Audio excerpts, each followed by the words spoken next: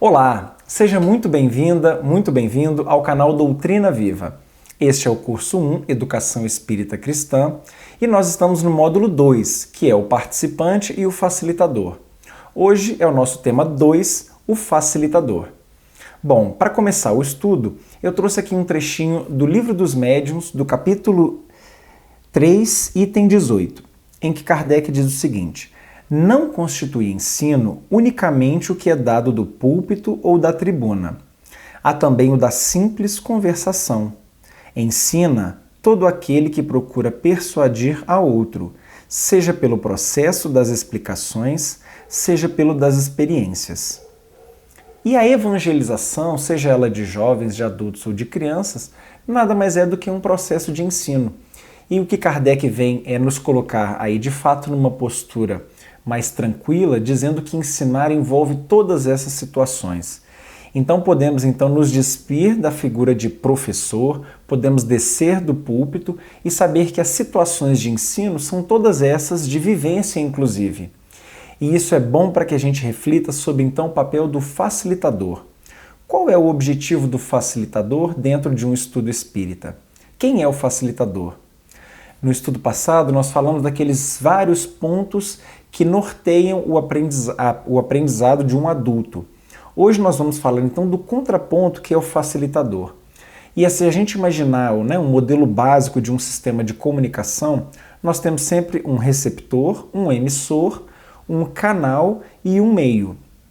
Trazendo para o nosso sistema aqui, para o nosso meio de comunicação.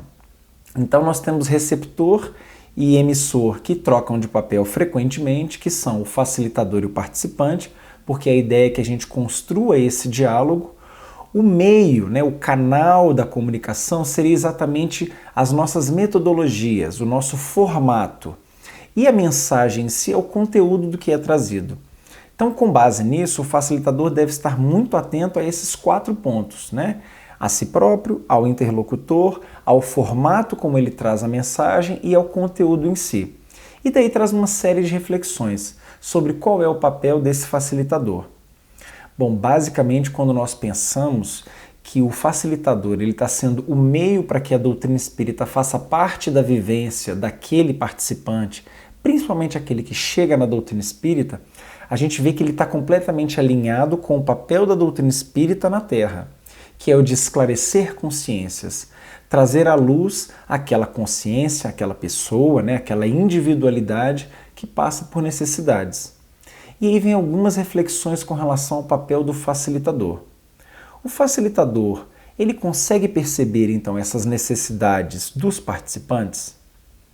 Ele consegue refletir se, por exemplo, a sua metodologia, as opções que ele vem fazendo vão ao encontro das necessidades dos participantes? Temos aqui alguns outros questionamentos. Por exemplo, qual a tarefa dos estudos da doutrina espírita à luz do Evangelho no contexto do Consolador? Qual a tarefa do facilitador nesse contexto? Então, como nós vimos no estudo anterior, existe a formação, deseja-se a formação de um grupo de aprendizagem, que é o conjunto dessas pessoas que chegam até a casa espírita, que chegam até um determinado grupo e que tem ali os seus anseios, as suas necessidades. Tudo aquilo que nós esperamos dos participantes, que eles tenham uma postura acolhedora, que eles tenham uma postura de respeito com relação aos outros, uns aos outros, em grande parte precisa estar focado, precisa estar fundamentado na conduta do facilitador. Então a importância do facilitador refletir sobre a sua conduta de maneira que ela seja acolhedora, que ela respeite as opiniões.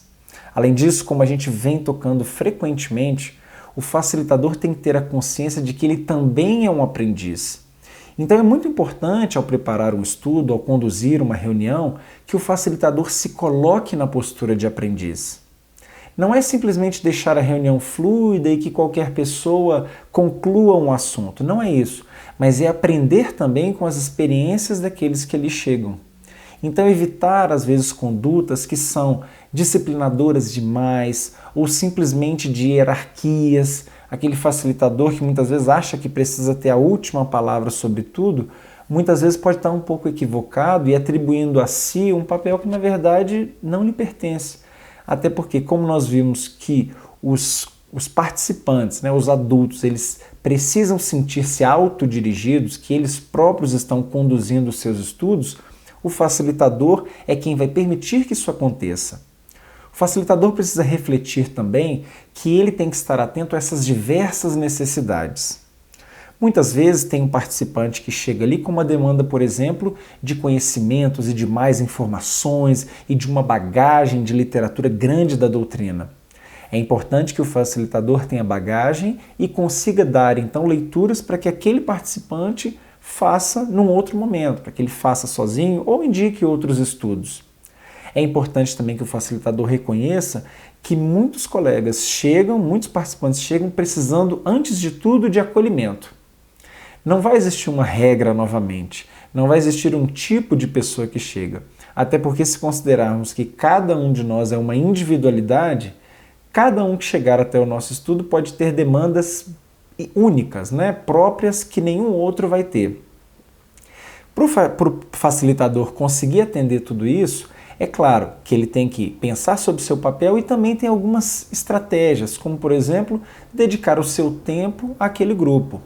Então já citamos essa técnica em alguns outros momentos, de talvez o facilitador chegar com calma até o momento dos estudos, estar no ambiente de aprendizagem um tempo antes do estudo começar, mostrar-se disponível depois do encerramento dos estudos, para que as pessoas tenham aí cada vez mais liberdade de falar. É importante que o facilitador demonstre para o participante que a presença dele ali é importante, que ele reconheceu que aquela pessoa veio. E o participante tem que estar atento por isso. Se uma pessoa se dispôs a sair da sua casa, a deixar os seus afazeres ou deixar de fazer outra coisa qualquer, que podia ser ficar em casa dormindo, e foi até a casa espírita e foi até aquele estudo, é porque certamente algo ela espera daquele momento. Não que o facilitador tenha então que ter todas essas respostas e todas essas demandas satisfeitas, mas ele tem condições sim de permitir que aquele ambiente seja o mais acolhedor, o mais receptivo e o mais respeitoso possível, para que aos poucos as pessoas se encontrem naquele ambiente e passem a encontrar as suas próprias respostas.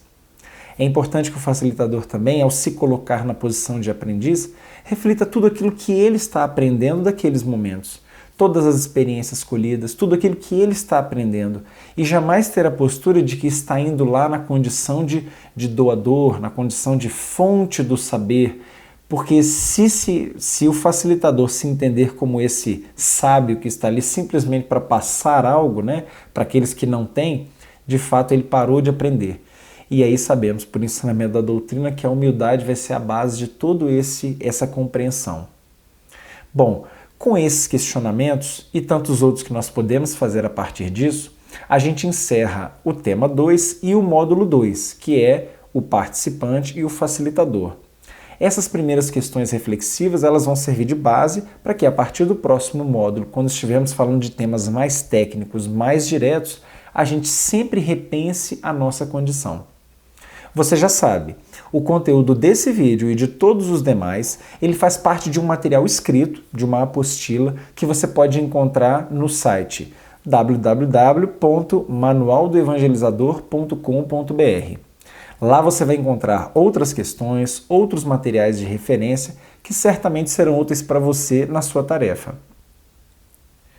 Se você tem sugestões, dúvidas ou comentários, deixe aqui para nós no nosso canal.